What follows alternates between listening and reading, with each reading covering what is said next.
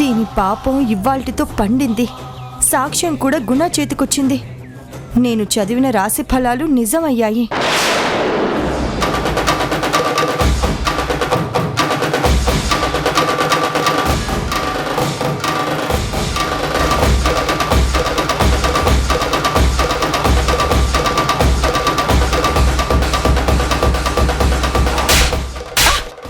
అది మావయ్య మావయ్య మావయ్య పక్క తప్ప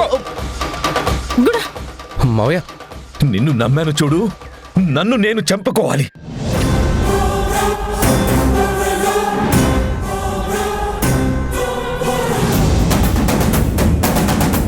నిన్ను నమ్మి నేను నిండా మునిగిపోయాను, నరకం అనుభవించాను.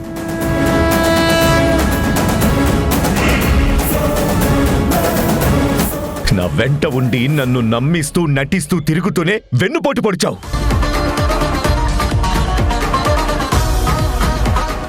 ఇంకా మిమ్మల్ని క్షమించడం కుదరదు. మీలాంటి పాపాత్మలు ఇంట్లో ఒక్క క్షణం కూడా ఉండడానికి వీల్లేదు. అవుట్, గెట్ అవుట్, నా కళ్ళ ముందు ఉండదు.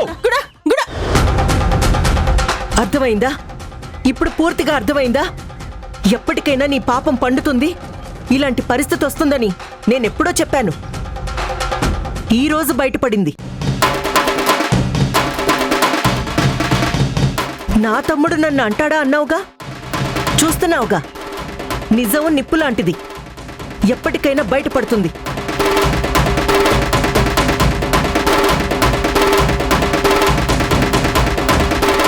నిన్ను నిలువున దహించేస్తుందని హెచ్చరించాను, నువ్వు వినలేదు.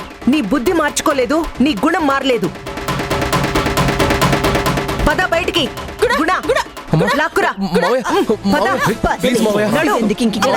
పద.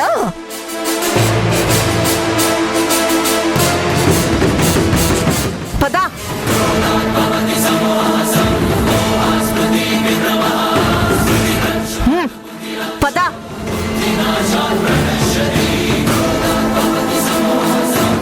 మావయ్య ప్లీజ్ మావయ్య, నా మాట విను మావయ్య. పద. మావయ్య అది కాదు మావయ్య. మావయ్య ప్లీజ్ మావయ్య, నా మాట విను మావయ్య. నా మాట విను గుణ. గుణ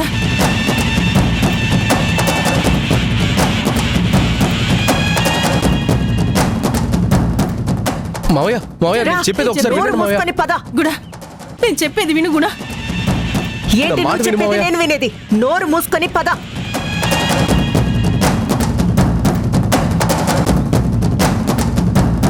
పదవి. నువ్వు మాత్రం ఎందుకు ఇక్కడ?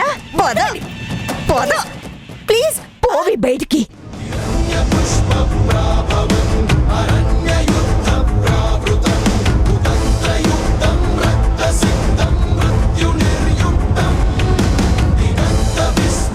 మావయ్య నేను చెప్పేది ఒక్కసారి విను మావయ్య.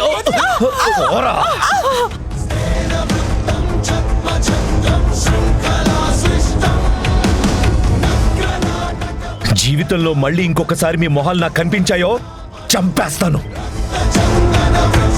గుణ రే గుణ. మావయ్య నా మాట మావయ్య వినురా. గుణ మావయ్య మావయ్య ఆగండి మావయ్య. గుణ నేను చెప్పేది విను గుణ. గుణ మావయ్య మావయ్య గుణ నా మాట విను గుణ. ఒక్కసారి గుణ.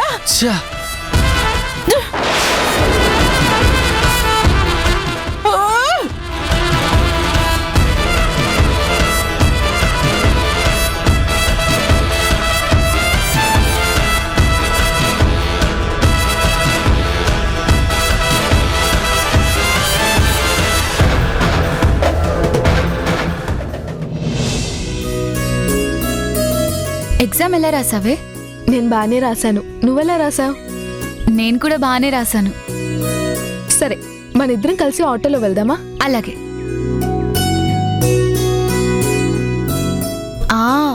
అయినా నువ్వు ఆటోలో ఎందుకు వస్తావులే, నీకోసం వెహికల్ రెడీగా ఉంది కదా.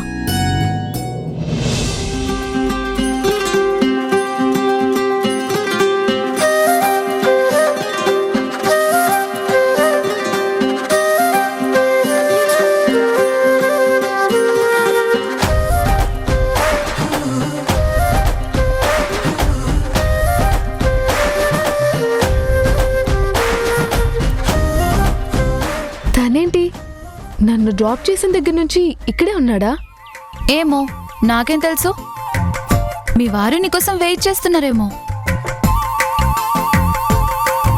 మీ వారి సంగతి నీకు, నీ సంగతి వారికి తెలియాలి. మధ్యలో నన్ను అడుగుతావే? సరేలే, నేను ఆటోలో వెళ్తాను కానీ నువ్వు బుల్లెట్ బండి మీద ఎక్కి బుల్లెట్ పాట పాడుకుంటూ వెళ్ళు. ఏ బాను, బాను ఆగు, బాను.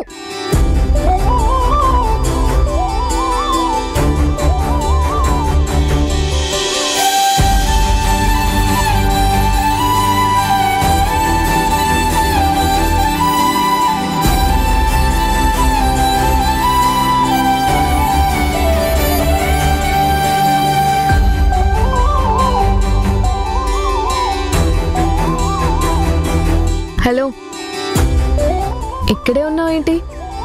ఇంటికి వెళ్ళలేదా? అదే మార్నింగ్ నిన్ను డ్రాప్ చేసిన తర్వాత వెళ్దాం అనుకున్నాను, కానీ బండి స్టార్ట్ అవ్వలేదు.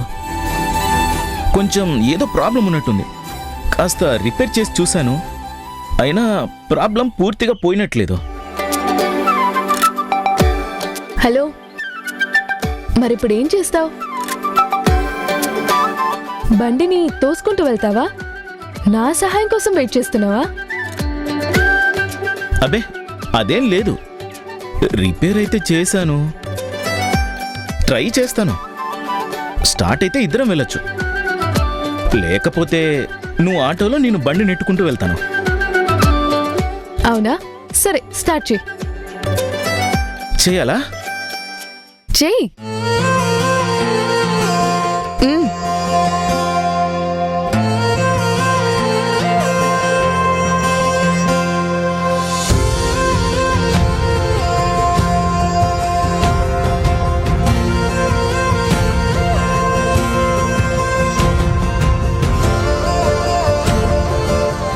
హలో, కీ ఆన్ చేయాలి.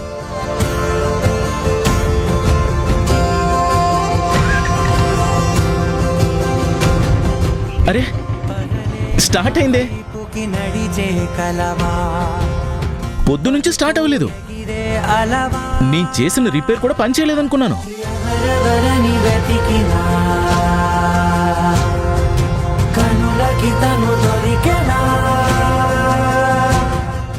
దిష్టి బొమ్మ చూసినట్టు చూడకపోతే బండికి కూర్చోవచ్చు కదే.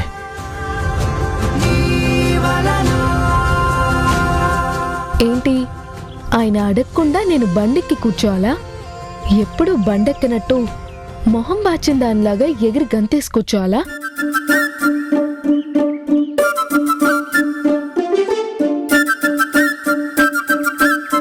నేను కూడా ఇంటికే వెళ్తున్నాను. ఎక్కాలనుకున్న వాళ్ళు ఎక్కచ్చు.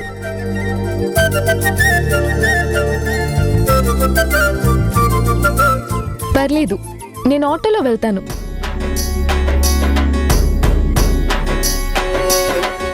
వద్దు తల్లి వద్దు. నువ్వు ఆటోలో ఇంటి ముందు దిగితే మీ నాన్న నా మీద కారాలు మిరియాలు నూరుతాడు, నన్ను తిట్ల మీద తిట్లు తిడతాడు. నేను తిట్లు తినాలా? ఎక్కి కూర్చో తల్లి, నేను తీసుకెళ్తాను. సరే, నాకు ఎక్కాలని లేదు, కానీ నాన్న తిడతారంటున్నావు కదా, అందుకోసం ఎక్కుదా అనుకుంటున్నా. ఒకే ఒక లోకం నువ్వే, లోకంలో నా అందం నువ్వే, అందానికే హృదయం నువ్వే, నాకే అందావే. ఏకాఏకి కోపం నువ్వే, పద. కోపంలో నా దీపం నువ్వే, దీపం లేని వెలుతురు నువ్వే, ప్రాణానిలా వెలిగించావే.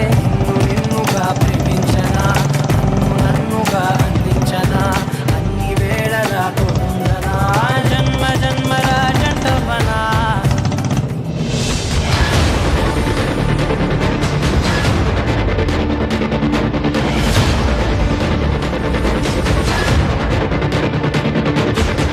కన్న తండ్రిని చంపడానికి నీకు చేతులు ఎలా వచ్చాయి?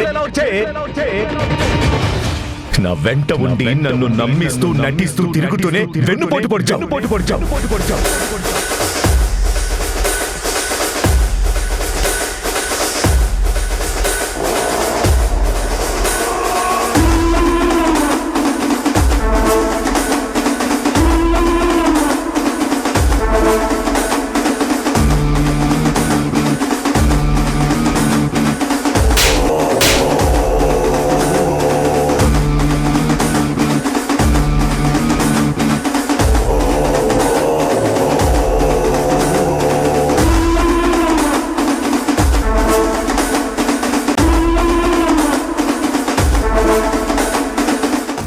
ఇంతగా అవమానిస్తావా?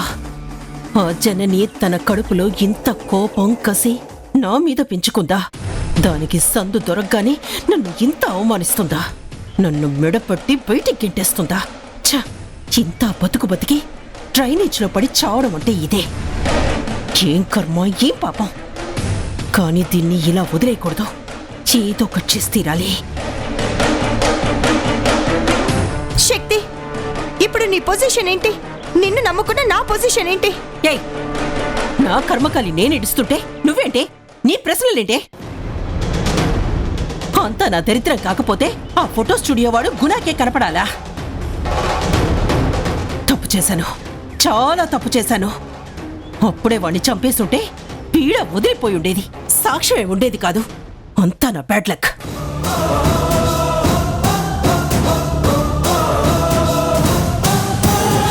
నీలో ఇంకా రియలైజేషన్ రాలేదా శక్తి? ఎంతసేపటికి రివెంజ్ రివెంజ్ అన్న ఆలోచన తప్ప సాఫ్ట్ గా ఆలోచించడం నీ వల్ల కాదు కదా.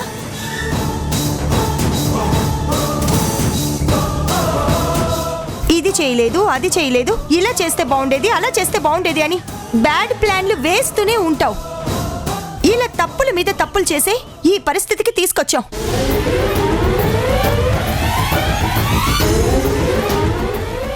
ఇక్కడ కూడా స్థానం లేకుండా చేస్తే మనకి ఆర్కే బీచే గతి. చిప్ప, బొచ్చే, గొంగలి, ఫుట్పాత్ మీద పడక. హ, ఇప్పటికైనా మారు శక్తి. వేళకోళంగా ఉందా?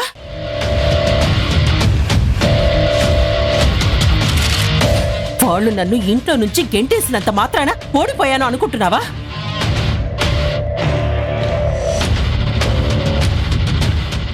ప్రతి ఓటమి గెలుపుకి పునాది. లేస్తాను, ఇక్కడి నుంచే లేస్తాను.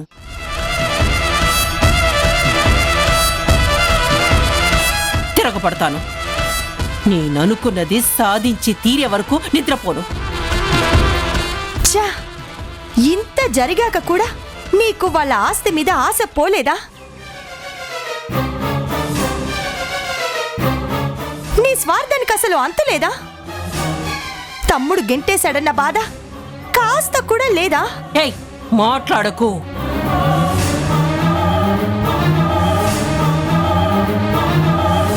నా చిన్నతనం నుంచి ఆస్తి అంటే నాకిష్టం, డబ్బు అంటే ఆశ.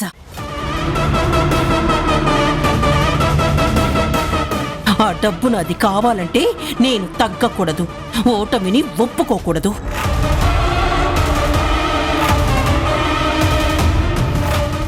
ఇక్కడ నాకు ఆస్తి రూపంలో ధరణి కనిపిస్తుంది. ఆ ధరణి ఇంకా ధీరజ్ని ప్రేమిస్తూనే ఉంది. ఆ విషయం నీకు తెలుసు. వాళ్ళింట్లో అందరూ ఒక్కటై నా మీద ధీరజ్ మీద దౌర్జన్యం చేసి బయటికి గెంటేస్తున్నా కూడా ధీరజ్ మీద ప్రేమతోనే తను చూస్తూ ఉంది.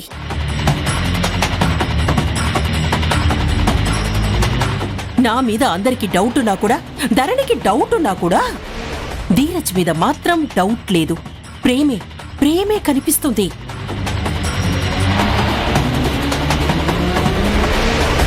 ఎందుకంటే అది పీకల్లోతూ ప్రేమలో మునిగిపోయి ఉంది. అదే ఆ ప్రేమే చాలు.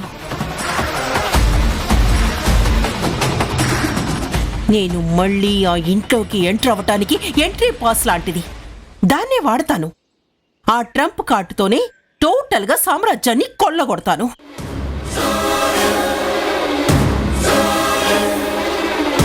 రే ధీరజ్, ఎలాగైనా ఆ ధరణిని పెళ్లి చేసుకోరా, వదలదు. మనకి జరిగిన అవమానానికి ప్రతీకారం దాన్ని పెళ్లి చేసుకోవడంతోనే మొదలు పెట్టచ్చు. మమ్మీ, ఆప్ మమ్మీ, ఎందుకు లేనిపోని కలలు కంటావు?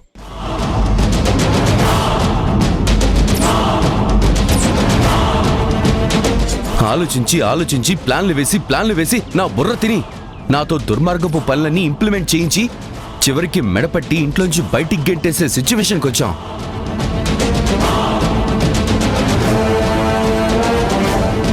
ఇంకా మళ్ళీ అదే ఆలోచిస్తావేంటి? ధరణి, ప్రేమ, గేట్ పాస్ అంటూ నువ్వు ఇక మారవా మమ్మీ? ఏంట్రా, ఏంటి నువ్విలా మాట్లాడుతున్నావు? ఇలా కాకి ఇంకెలా మాట్లాడమంటావు మమ్మీ? ధరణి ఇంకా నన్ను నమ్ముతుందా? నమ్మదు.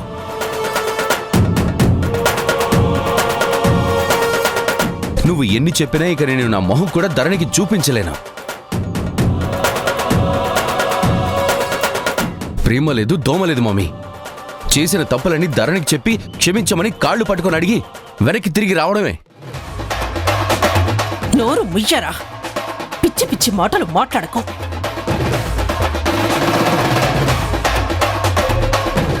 నువ్వు గాని తనని పెళ్లి చేసుకోకపోతే మనం ఇంట్లో నుంచి బయటకు వచ్చిన దానికి అర్థం ఉండదు. జీవితాంతం ముష్టెత్తుకుని బతకాల్సి వస్తుంది.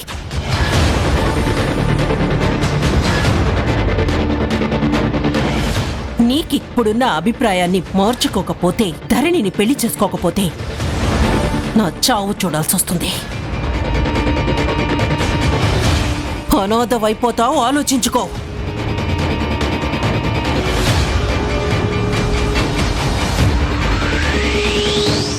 పాపం, కొడుక్కి జ్ఞానోదయం అయింది. మూర్ఖపు తల్లిలో ఇంకా మార్పు మొదలవ్వలేదు. ఎప్పుడవుతుందో ఏమో.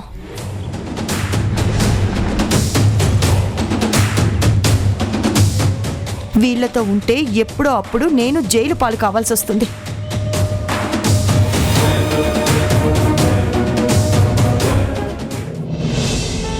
ఎరా ప్రతాప్, బాగున్నావా? బాగున్నారా? బాగున్నాను. చాలా రోజులైంది మిమ్మల్ని కలిసి. కూర్చోండి. ఇంతకీ మనోడు రఘు ఎక్కడున్నాడ్రా? వాడికి ఫోన్ చేస్తే ఫోన్ కలవట్లేదు. వాడి మధ్య ప్రాపర్టీ కొన్నాడన్నయ్య. ఓ అవునా? ఆ పని మీద వేరే ఊరు వెళ్తానన్నాడు. అక్కడికి వెళ్ళుంటాడు. అవునా? అన్నయ్య, కాఫీ ఏమైనా తాగుతారా? వద్దులేరా, తాగే వచ్చాను. ఇంకేంటన్నయ్య విశేషాలు? నువ్వే చెప్పాలరా. నీ పరిస్థితి గురించి రఘు నాకంతా చెప్పాడు. ధరణి బాలు ఇద్దరూ ఇంట్లో నుంచి వెళ్ళిపోయారంట కదా. మధు అనే అమ్మాయి నీ కన్న కూతురంట కదా. కేశవతో తన పెళ్లి గురించి కూడా చెప్పాడురా. అన్నీ సర్దుకున్నాయా? సర్దుకున్నాయన్నయ్య. మధుని నా కూతురుగా చూసుకుంటుంటే నాకు చాలా సంతోషంగా ఉంది.